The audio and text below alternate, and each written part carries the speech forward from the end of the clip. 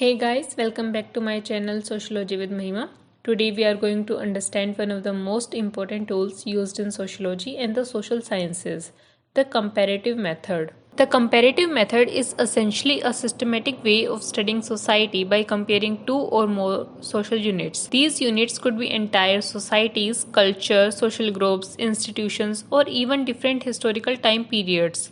The main purpose is to identify similarities, differences, patterns, and causal relationships. Now, the question arises, why do we compare? Because comparison helps us to understand why societies behave the way they do. It helps us move beyond individual cases and uncover broader social laws and explanations. Let's look at some classic examples to understand this more clearly. Emil Durkheim, one of the founders of sociology, used the comparative method in his famous study on suicide. He compared suicide rates across different countries and social groups. By doing so, he was able to show that suicide is not just a personal or psychological act, it also has deep social causes such as integration and regulation. Max Weber also relied heavily on comparison. His well-known work, The Protestant Ethic and the Spirit of Capitalism, compares different religions.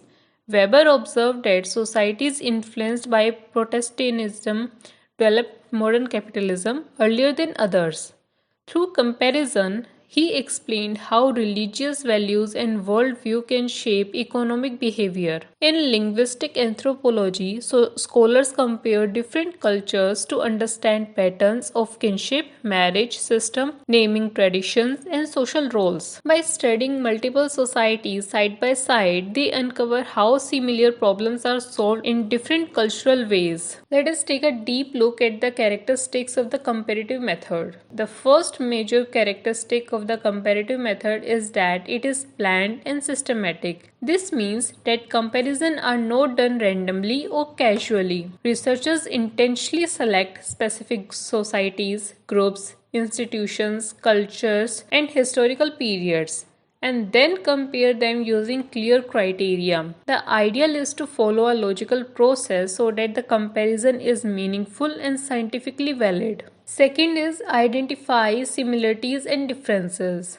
At its core, the comparative method helps us identify how social phenomena are similar and how they differ. For example, comparing marriage systems across culture helps us see what is common, such as the existence of family structures, and what varies, such as rules of kinship, inheritance, or gender roles. Through this, the method helps us to understand both universals and unique variations in society. Third is indirect experimentation. In natural sciences, researchers can conduct controlled experiments by manipulating variables.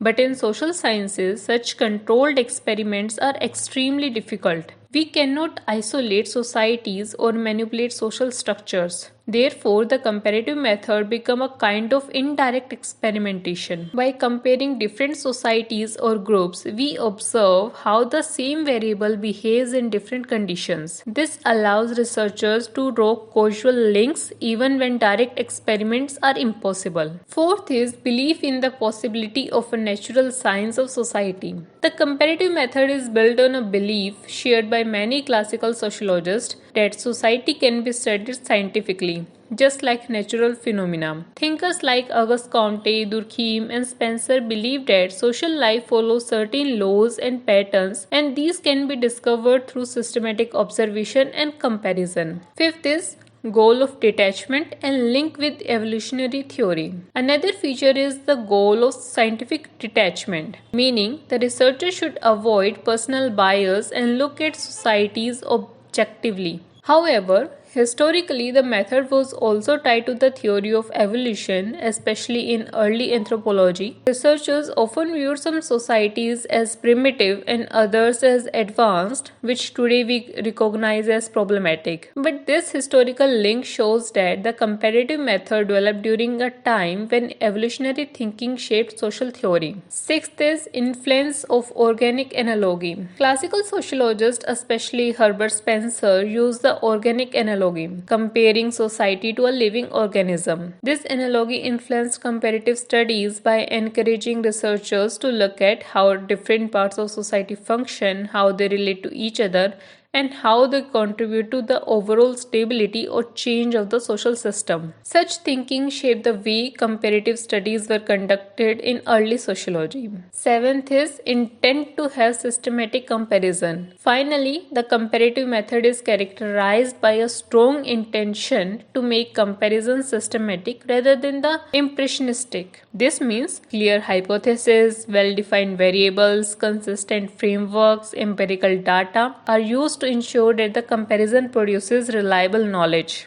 Now let's explore the key elements that make the comparative method a powerful tool in sociology and anthropology. These elements help us understand how comparison work, what we compare, and why we compare in the first place. Let's break the topic into three main major parts: method of comparison, units of comparison, and purpose of the comparative method. Now, let us explore how comparison is actually done in sociology. The comparative method is not a single fixed technique. Different thinkers has offered different ways of doing comparison. As McFarlane points out, there is no single best method of comparison. Instead, we must understand that comparison can be carried out in multiple ways depending on the question we are asking and the kind of societies we are studying. Among these approaches, Emil Durkheim provides a very clear and influential classification. He distinguished three major types of comparative approaches, each focusing on different units and different kind of variation. Let's understand each one in detail in simple manner. Durkheim's first method involves studying just one society at a given point in time but examining the variations within it, which means even inside one society, people behave differently, institutions operate differently, and social relationships vary. These internal variations can be compared to understand why certain behaviors or patterns occur in some groups and not in others. For example, comparing rural versus urban suicide rates in India or comparing crime rates across different states within the same country. Its main goal is to find out how and why different groups within the same society behave differently without needing to compare between countries. Durkheim's second method is to compare multiple societies that are similar in nature but differ in specific modes of actions or relationships. Here, we select societies that share a common background, such as similar economic structures, religious traditions, or political systems, but differ in the phenomena we are studying. For example,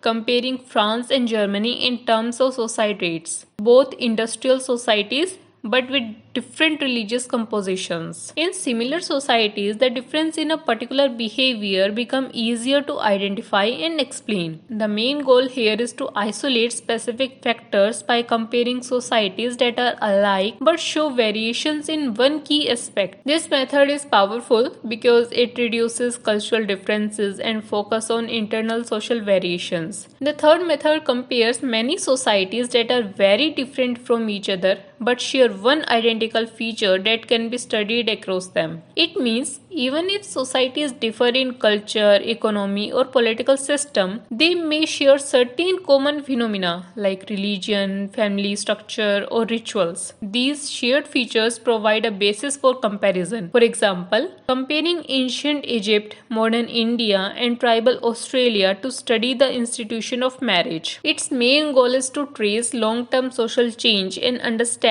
universal social patterns even across very diverse societies. Now that we understand how comparison can be carried out, the next important question is, what exactly should we compare? This brings us to the idea of units of comparison. Every comparison needs a clear, carefully chosen unit. Otherwise, the comparison becomes meaningless or misleading. McFarlane, an important thinker in comparative sociology, emphasizes that the success of any comparative study depends entirely on what is being compared. If the units are poorly chosen, the entire analysis becomes weak, confused, or invalid. So let's just break down what he means. The success of the comparative method depends on comparing things that can genuinely be compared. McFarlane reminds us that not everything in social life can be directly compared. A comparison is only meaningful when the units are compatible, they belong to similar categories, and they allow us to identify patterns, similarities, or differences clearly. It is important because if we compare unrelated or incomparable things, the conclusions we draw will be inaccurate. Next is the units compared must be roughly of the same order of magnitude. This means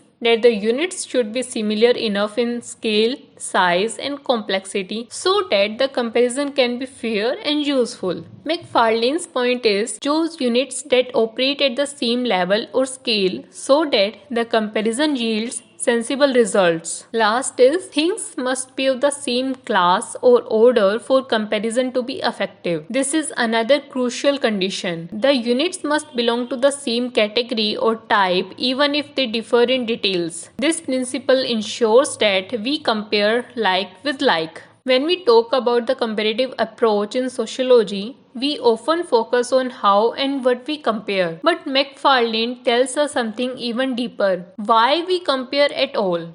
What is the real purpose of comparing societies, culture, or institutions? According to McFarlane, the comparative method serves three major purposes, each one helping us to understand social reality in a richer and more meaningful way. McFarlane says that the first purpose of comparison is to distance the overfamiliar. We often take everyday things for granted. Our own societies, customs, family patterns, or beliefs become so familiar that we stop questioning them. They seem natural, normal, or obvious, but sociology teaches us that nothing social is really natural. It's all constructed. What does distancing the familiar mean? It means creating a gap between ourselves and what we know too well, stepping back from the familiar world, or looking at it as if we were seeing it for the very first time. The second purpose is the opposite, to familiarize the distant. Sometimes we encounter cultures, practices, or societies that are very different from our own. They seem strange, foreign, or confusing. We cannot easily understand their logic or reasoning. What does familiarizing the distant mean? It means using comparison to make the unfamiliar more understandable, or bring distant cultures closer, or